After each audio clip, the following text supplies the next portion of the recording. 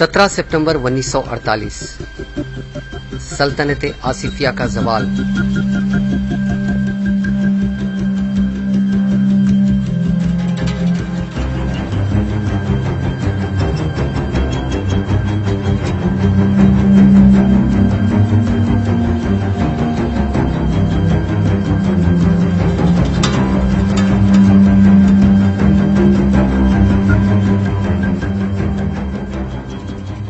रियासत हैदराबाद में हर तरफ अफरा तफरी का आलम है। हिंदुस्तानी फौज दारुल हुकूमत हैदराबाद में दाखिल हो चुकी है। मुल्क के दीगर रजवाड़े जहां पुरअमन अंदाज में हिंदुस्तान में जम हो चुके हैं, वहीं उस वक्त की सबसे बड़ी रियासत की हस्ती मिटाने लाखों मासूमों का खून बहाया गया। रियासत हैदराबाद के सभी सरहदी इलाकों में एक क़यामत बपा थी। चुन चुन कर मुसलमानों का कत्लेआम किया गया। ख़वातीन की असमतें लूटी, जायदादों पर कब्जे किए गए और बच्चों से बूढ़ों तक सभी इस जुल्म का शिकार हुए। जब हैदराबाद सदियों से ही हिंदुस्तान का हिस्सा था, तो फिर इसके इंजमाम के लिए ये खून खराबा किस लिए किया गया, इसका जवाब आज तक नहीं दिया गया। हजारों मुसलमान ऑपरेशन पोलो या पुलिस एक्शन के नाम पर शहीद कर दिए गए। जो बचे, उन मुसलमानों का जीना दूभर कर दिया गया। ज्यादातर अफराद ने शहर हैदराबाद का रुख किया और देखते ही देखते हैदराबाद एक रिफ्यूजी कैंप में तब्दील हो गया।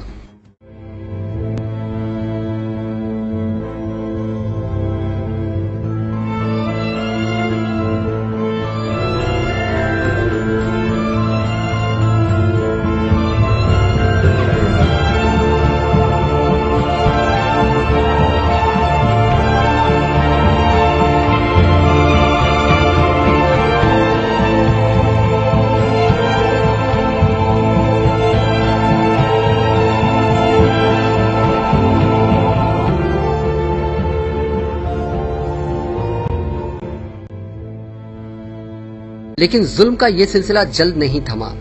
पहला हमला उर्दू जुबान पर किया गया। एक ही रोज में यानी 18 सितंबर 1948 को उर्दू रियासत हैदराबाद की सरकारी जुबान नहीं रही। मुस्लिम सरकारी मुलाजिमीन से रजाकार न होने का सदाकतनामा लाने के लिए कहा गया। टीचर्स को सिर्फ 3 माह में तेलुगु जबान सीखने या फिर नौकरी छोड़ने के लिए कहा गया। वसी पैमाने पर मुसलमान सरकारी नौकरियों से बर्खास्त किए गए।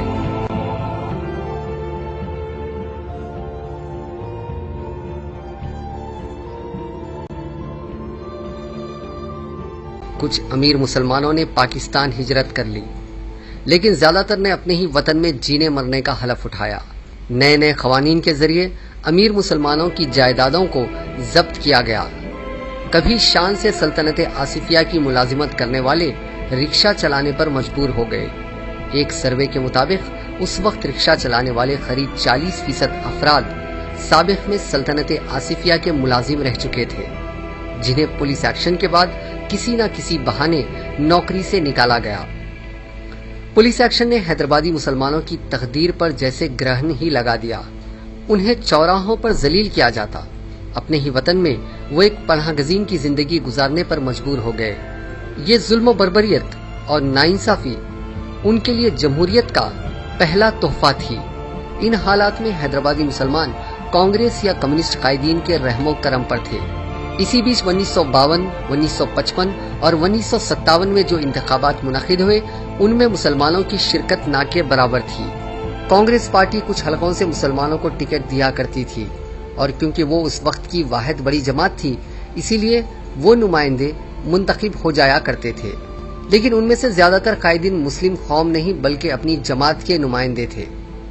इन सब ने मिलकर ये कामयाब कोशिश की कि मुसलमानों की आवाज हमेशा दबी रहे। ये सिलसिला करीब 9 साल तक चलता रहा।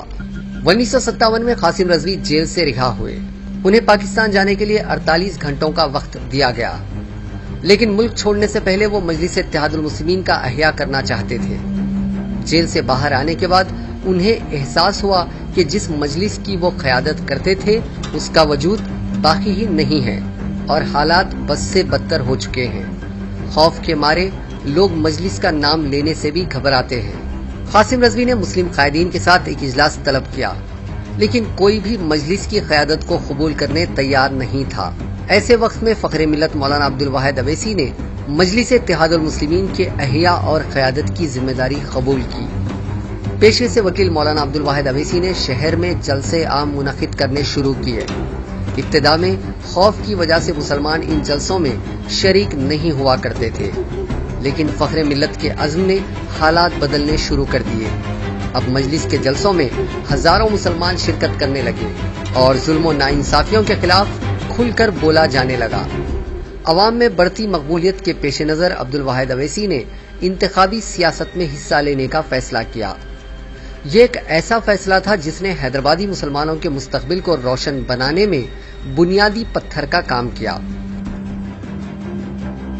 2 مارچ 1958 فخر ملت نے اعلان کیا کہ دستور ہند کی روشنی میں مجلس اب کل ہند مجلس اتحاد المسلمین کہلائے گی اور وہ انتخابات میں حصہ لے گی۔ جہاں عام مسلمانوں نے اس اعلان کا خیر مقدم کیا، وہیں کانگریس کو یہ بات بہت بری لگی۔ مسلمانوں کو ایک سیاسی قوت بنانے کے عزم کے لیے مولانا عبدالواحد اویسی کو سزا دینے کا فیصلہ کیا گیا۔ 14 سپتمبر 1958 کو مولانا عبدالواحد اویسی کو گرفتار کر لیا جاتا ہے۔ انہیں چنچل گوڑہ جیل میں محروس رکھا جاتا ہے۔ بنا کسی جرم یا الزام کے وہ 11 مہینوں تک وہاں قید رہتے ہیں۔ اس وقت کے وزیر اعظم پنڈت جواہر لال نہرو انہیں مرکزی وزارت کی پیشکش کرتے ہیں، لیکن فخر ملت نہ ہی قید و بند کی صحبتوں سے گھبراتے ہیں اور نہ ہی مرکزی وزارت کا لالچ انہیں اپنے عزم سے متزلزل کرتا ہے۔ وہ جانتے ہیں کہ جمہوری ملک میں صرف انتخابی سیاست سے ہی انصاف حاصل کیا جا سکتا ہے۔ فخر ملت کا خواب عملی شکل اختیار کرنے لگتا ہے۔ 1960 میں بلدیہ کے انتخابات منعقد ہوتے ہیں اور حیدرآباد میونسپل کارپوریشن کی 30 میں سے 19 سیٹوں پر مجلس کا قبضہ ہو جاتا ہے۔ سلطان صلاح الدین اویسی بھی اپنے سیاسی کیریئر کی شروعات انہی انتخابات سے کرتے ہیں۔ وہ ملاپلی کی سیٹ سے کانگریس امیدوار ایم ہاشم کو شکست دیتے ہوئے کامیاب ہوتے ہیں۔ ارے غور کرو، یہ غور کرو کہ طاقت کس کے پاس ہے۔ یہاں سے جھگڑنے کے بعد تم وہاں کیسے جا سکتے ہیں؟ ارے یہاں سے ہی وجہ سے تمہاری حکومت بھی قائم ہے۔ 2 سال بعد یعنی 1962 میں اسمبلی انتخابات منعقد ہوتے ہیں۔ سلطان صلاح الدین اویسی پتھر گٹی حلقے سے منتخب ہوتے ہیں۔ ان کی کامیابی اس بات کی دلیل پیش کرتی ہے مسلمانوں کو ایک سیاسی طاقت بنانے کا فخر ملت کا خواب پورا ہونے والا ہے۔ مجلس اتحاد المسلمین ایک طاقت بنی بھی ہے۔ 1960 سے آج تک کئی نشیب و فراز کے باوجود مجلس اتحاد المسلمین نے کسی بھی انتخابات میں شکست نہیں کھائی، حالانکہ جماعت کے منتخبہ نمائندوں میں کچھ کمی و زیادتی ہوتی رہی، لیکن 1960 سے آج تک مجلس اتحاد المسلمین کی آواز ایوانوں میں لگاتار گونج رہی۔ But those people who have done in Malegaon, Mudasa, their role has to be proven that. And lastly, sir, Air Force, military establishments are stopping Muslim members who are working in Army, Air Force from going beyond. مسلمانوں کی جانب سے اور مجلس اتحاد المسلمین کی جانب سے یہ پولیس آفیسرز اور نیشنل سیکیورٹی گارڈ کے جو آفیسرز اور جتنے معصوم لوگوں نے اپنے جانوں کو کھویا ہے، ان کے سارے خاندان والوں کے ساتھ ہم ہمدردی کا اظہار کرتے ہیں۔ Can't RDX be put by your agencies? What are the safeguards in this act over here? You, sir, please, sir, آپ سے مہربانی کروں گا سر، اگر آپ بیٹھ جاؤ تو بیٹھ جاؤں گا سر۔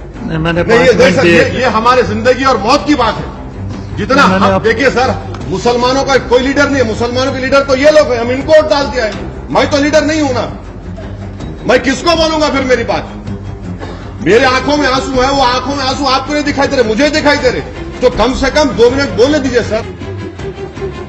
ایک سیاسی طاقت کیا کر سکتی ہے، اس کا پہلا نمونہ 1960 کے بلدی انتخابات کے بعد مجلس اتحاد المسلمین نے پیش کیا۔ مجلس نے بلدیہ میں ایک قرارداد لاتے ہوئے سائیکل رکشہ اور سائیکلز پر عائد ٹیکس کو برخاست کرنے کا اعلان کیا۔ اس قدم سے شہر کے ہزاروں غربا، خاص کر مسلمانوں کو فائدہ پہنچا۔ مولانا عبدالواحد اویسی کے ایک خواب نے حیدرآبادی مسلمانوں میں ایک جوش پھونکا، جس کے دم پر وہ مشکل سے مشکل حالات سے مقابلہ کرنے کے قابل بن گئے۔ فخر ملت نے علامہ اقبال کے شعر کو عملی جامہ پہنایا کہ اٹھ کہ اب بزم جہاں کا اور ہی انداز ہے، مشرق و مغرب میں تیرے دور کا آغاز ہے۔